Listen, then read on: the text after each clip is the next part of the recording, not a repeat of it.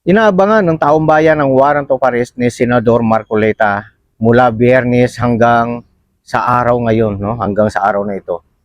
Yun kasi yung sabi ni Ombudsman Boying Rimulya, this week daw.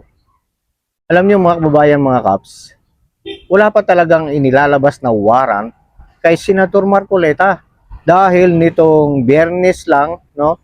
Nitong araw pa lang ng Biyernes, naghain ng formal na kaso ang ombudsman diyan sa Sandigang Bayan.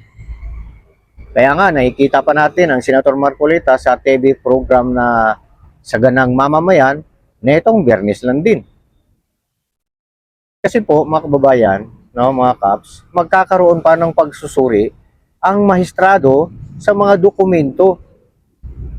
At ang regular na araw ng trabaho diyan sa Sandigang Bayan ay mula Lunes hanggang Biyernes lang.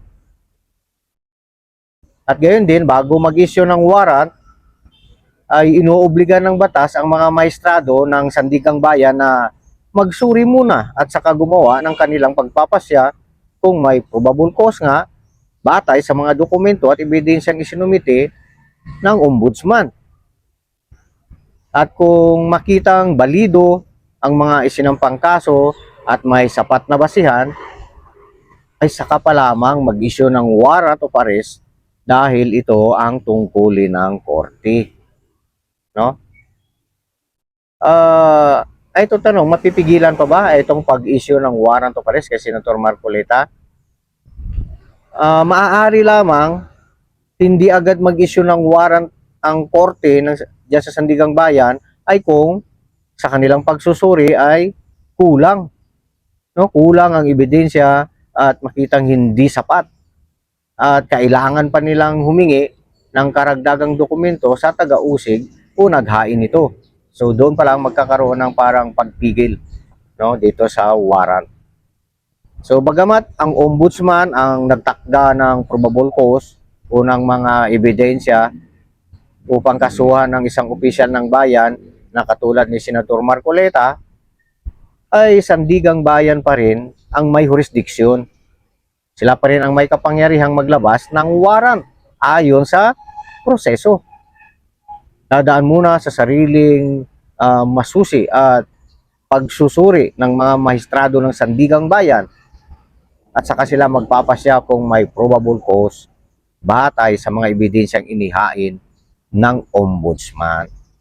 So mga kababayan, mga kaps, wala pang formal na pagdinig o ginawang hearing ang Sandigang Bayan sa kaso ni Senator Marcoleta noong Biyernes. Kaya wala pa talagang warrant, wala pang pag-aresto na mangyayari. Ang masasabi ko lang, maaaring ngayong darating na week na, no, magbilang tayo, magamang tayo ng mga araw. Simula siguro Martes kasi Lunes, baka doon pa lang yan bubusisiin ng Sandigang Bayan. Kaya ito, Martes hanggang Biyernes ay baka may hatol na mula sa Sandigang Bayan. Diyan malalaman kung may warrant na. Okay? Ito ha, Makaps, may nagtanong. Maganda tong tanong niya no?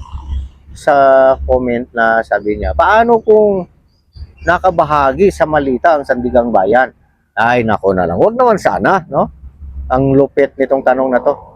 Ito mga kababayan, kaya ipaubaya ko na lang po sa inyo ang pagsagot sa tanong na ito. Mga viewers natin, kayo na po ang sumagot diyan sa comment box natin, no? So, yan muna mga kaps, ang ating vlog ngayon. Huwag kalimutang mag-like, mag-subscribe sa ating channel, Nobs Vlog, para masaya naman ang inyong lingkod. Ito po muli, nagsasabi sa inyo, mag-ingat po tayong lahat. Maraming salamat po.